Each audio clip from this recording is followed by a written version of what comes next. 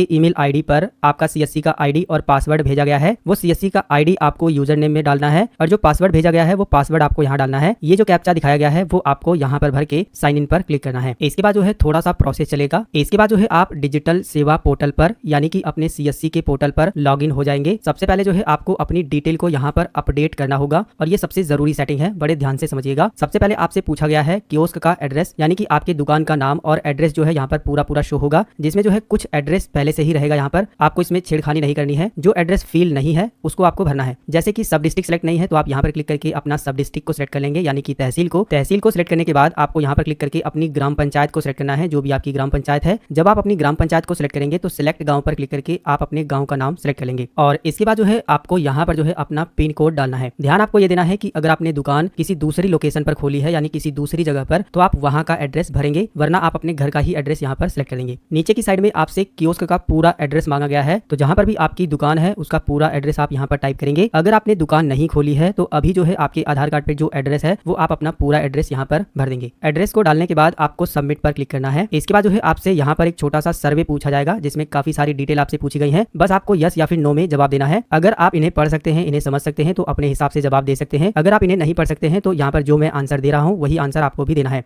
तो यहाँ पर मैंने सभी सर्वे का आंसर दे दिया है, जैसा कि आप देख सकते हैं। जिस सर्वे में मैंने जिस ऑप्शन पर टिक लगाया है आप भी जो है उसी ऑप्शन पर टिक लगाइएगा। इसके बाद जो है आपको सबमिट पर क्लिक करना है। इसके बाद आप देखेंगे सर्वे सेव्ड सक्सेसफुल का मैसेज आ जाएगा। इसके बाद जो है आप डिजिटल सेवा पोर्टल के डैशबोर्ड में कुछ इस तरीके से आ जाएंगे। सबसे पहले आपको एक सूचना ऊपर दी गई है अपडेट इन्फॉर्मेशन का, तो ये जो है सबको करना जरूरी है। अगर आपको इस तरीके से मैसेज आ रहा है तो आपको अपडेट नाउ पर क्लिक करके अपनी जो कियोस्क की डिटेल है, अपना जो एड्रेस है, अपनी जो इन्फॉर्मेशन है उसको अपडेट करना जरूरी है, ठीक है। जिसके लिए जो है आपको अपडेट नाउ पर क्लिक करना है। इसके बाद आपके सामने VLE profile and kiosk update का जो फॉर्म है वो खुलेगा, जिसमें जो है आपकी प्रोफाइल यानी कि आपका नाम, आपका एड्रेस वगैरह सब कुछ रहेगा। साथ में जो है आपकी कियोस्क यानी कि दुकान की लोकेशन भी रहेगी। आप इसमें से जो कुछ भी चेंज करना चाहें वो कर सकते हैं। एक एक चीजों को समझ लेते हैं। सबसे पहले आपको यहाँ पर अपना आधार कार्ड का जो नंबर है वो डालना है और वैलिडेट पर क्लिक करना है। इसके बाद आधार कार्ड वेरीफाइड हो जाएगा। नीचे आपका स्टेट सेलेक्ट रहेगा, आपका डिस्ट्रिक्ट सेलेक्ट रहेगा, आपकी असेंबली यानी विधानसभा सेलेक्ट रहेगी। यहाँ पर आपको अपना पिन कोड डालना है और यहाँ पर आपका रेसिडेंटल एड्रेस यानी जो आपका घर का एड्रेस है वो यहाँ पर रहेगा। आप चाहें तो इसे चेंज भी कर सकते हैं। नीचे आपसे कियोस्क का एड्रेस पूछा गया है यानी कि दुकान का एड्रेस, जिसमें जो है आपके कियोस्क का नाम यानी कि दुकान का नाम जो भी आपने भरा होगा वो यहाँ पर दिखाएगा। अगर आप चाहें तो इसे चेंज कर सकते हैं। यहाँ पर आपको कियोस्क की ओनरशिप बतानी है कि आपने जो दुकान की है वो रेंट पर है यानी भाड़े पर, या फिर आप खुद की जमीन में बनाए हैं और खुद मालिक हैं। यहाँ पर आपकी लोकेशन सेलेक्ट रहेगी, यहाँ पर आपका स्टेट सेलेक्ट रहेगा, यहाँ पर आपका डिस्ट्रिक्ट, यहाँ पर विधानसभा, यहाँ पर सब डिस्ट्रिक्ट, यहाँ पर विलेज, ग्राम पंचायत, एड्रेस सब कुछ जो है यहाँ पर सिलेक्ट रहेगा पहले से ही। और ये जो एड्रेस रहेगा ना ये आपके कियोस्क का एड्रेस रहेगा यानी कि दुकान का। अगर आप जो है दुकान किसी दूसरी लोकेशन पे कर रहे हैं या फिर किए हैं तो आप यहाँ पर एड्रेस को चेंज भी कर सकते हैं, वरना आपको ऐसे ही रहने देना है। नीचे आने के बाद यहाँ पर आपको अपना पैन कार्ड का नंबर डालना है और वैलिडेट पर क्लिक करना है। आपका पैन कार्ड वैलिडेट होगा। अगर आपका पैन कार्ड वैलिडेट नहीं हो पा रहा है, बार बार जो है प्रोसेसिंग लिख करके आ रहा है और ये प्रोसेसिंग का जो मैसेज है वो काफी लंबे समय तक चल रहा है, तो आपको जो है ज्यादा परेशान नहीं होना है। अभी जो है आपको पैन कार्ड का नंबर यहाँ नहीं डालना है, बल्कि बिना पैन कार्ड का नंबर डाले ही आप आगे का प्रोसेस कर सकते हैं। जीएसटी नंबर भरने की जरूरत नहीं है। इसके बाद ये जो कैप्चा दिखाया गया है सेम आपको इस बॉक्स में भरना है। इस चेक बॉक्स पर क्लिक करना है और नेक्स्ट पर क्लिक करना है। इसके बाद आपके सामने ऐसा इंटरफेस आएगा। यहाँ पर जो है आपको इस पर कंसल्ट देना है। आपके आधार कार्ड के साथ जो भी मोबाइल नंबर लिंक होगा उस मोबाइल नंबर पर ओटीपी आएगा और जनरेट ओटीपी पर क्लिक करना है। अब जो है मोबाइल नंबर और ईमेल आईडी पर ओटीपी जा चुका है। ओटीपी डालने के बाद वैलिडेट ओटीपी पर क्लिक करिए। इसके बाद आपकी इन्फॉर्मेशन अपडेट हो जाएगी। अगर आपको इस तरीके से लिख करके आ रहा है प्लीज ट्राई अगेन,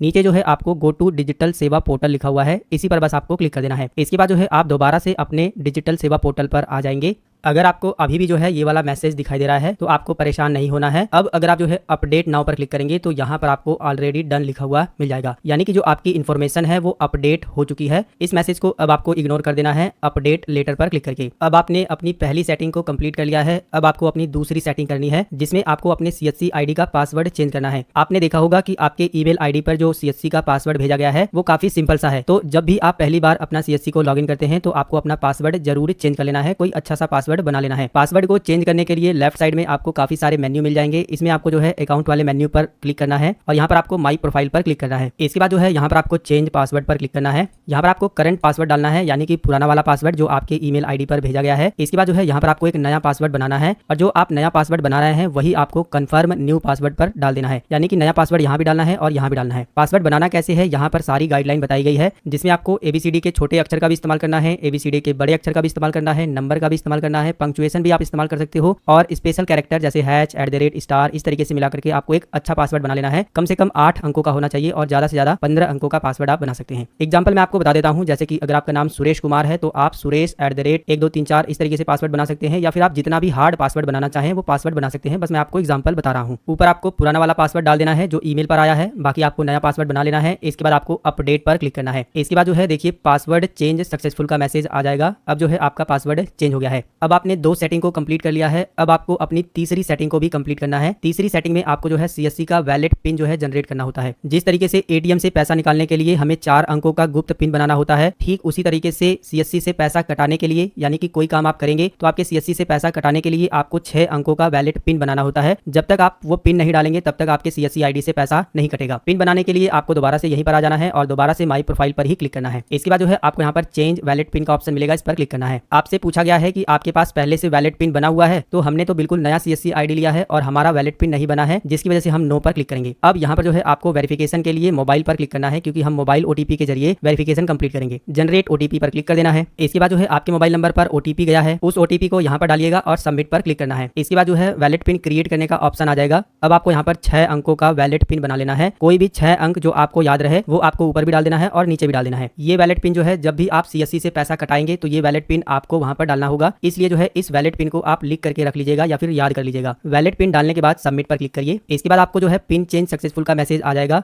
अब आपका जो वैलिड पिन है वो बन चुका है। ये जो मैंने 3 सेटिंग आपको बताई है ये आपको सीएससी के आईडी में करना जरूरी है। इसके बाद जो है आप अपने ग्राहक को सीएससी के अंदर जितनी भी सेवाएं हैं उसका फायदा दे सकते हैं। जैसे कि अगर आपको जो है पीएम किसान के लिए आवेदन करना है तो यहाँ से कर सकते हैं। मुख्यमंत्री जो बहना योजना चल रही है उसके लिए भी रजिस्ट्रेशन कर सकते हैं, लेबर कार्ड के लिए या फिर ई श्रम कार्ड के लिए, और भी बहुत सारी यहाँ पर सर्विसेज दी गई हैं जिनका आप फायदा अपने कस्टमर को दे सकते हैं। फिलहाल इस वीडियो के अंदर हम लोग बात कर रहे थे कि सीएससी में पहली बार लॉगिन कैसे करते हैं और कौन कौन सी जरूरी सेटिंग हमें करनी होती है। जो